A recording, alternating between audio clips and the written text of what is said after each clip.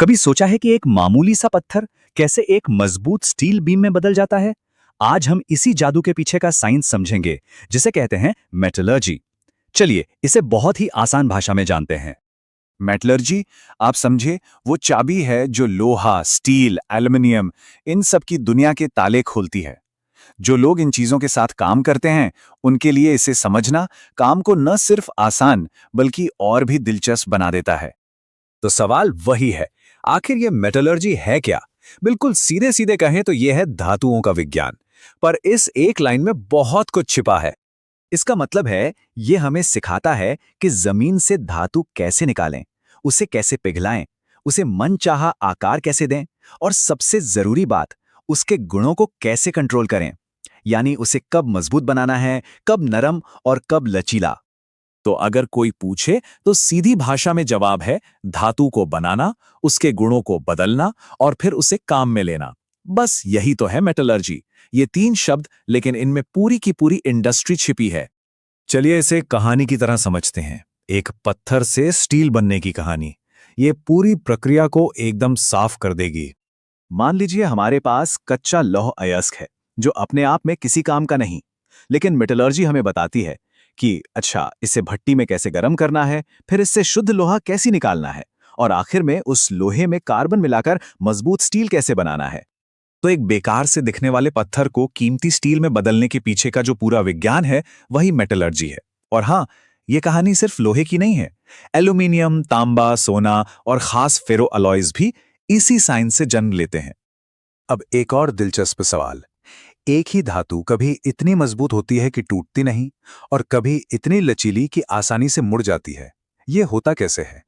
सोचिए, जब हम गर्म स्टील को अचानक झटके से ठंडे पानी में डाल देते हैं, इसे क्वेंचिंग कहते हैं, तो वो मानो शॉक में आकर बहुत कठोर और मजबूत हो जाता है। और इसके ठीक उलट, अगर हम उसे आराम से धीरे धीरे ठंडा होने देते हैं, जिसे एनीलिंग कहते हैं, तो वो नर्म और लचीला बनता है। ये दोनों कमाल मेटोलॉजी की ही देन है। यही वजह है कि एक ट्रक का चैसी तो मजबूती से वजन सहता है, जबकि उसी धातु से बना स्प्रिंग झटकों को सूखने के लिए लचीला होता है। ये सब धातु के गुणों को अपनी मर्जी से कंट्रोल करने का खेल है।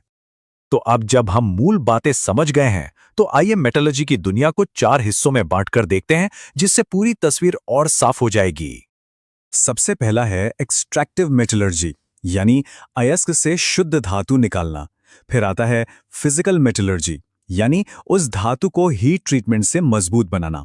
इसके बाद है मैकेनिकल मेटलर्जी, यानी मजबूत धातु को रोलिंग या फोर्जिंग से सही आकार देना।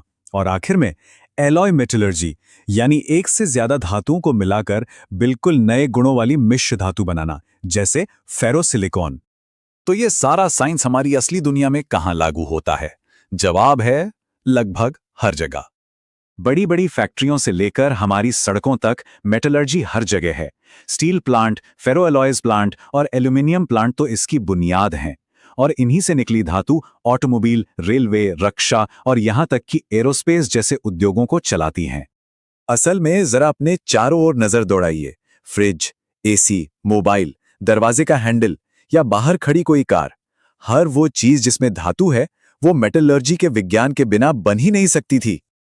अब जरा और गहराई में जाते हैं और देखते हैं कि खास तरह की मिश्र धातुओं जैसे फेरोअलॉयज और एल्यूमिनियम को बनाने में मेटलर्जी का क्या रोल है। देखिए, फेरोसिलिकॉन या फेरोक्रोम जैसी मिश्र धातुएं बनाना एक तरह से एक बहुत ही सटीक रेसिपी फॉलो करने जैसा है।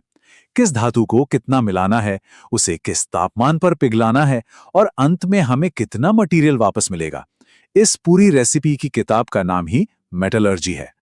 तो चलिए अब तक की सारी बातों को एक साथ जोड़कर देखते हैं कि हमने क्या समझा। आसान भाषा में मेटलर्जी का मतलब है धातु का पूरा साइंस।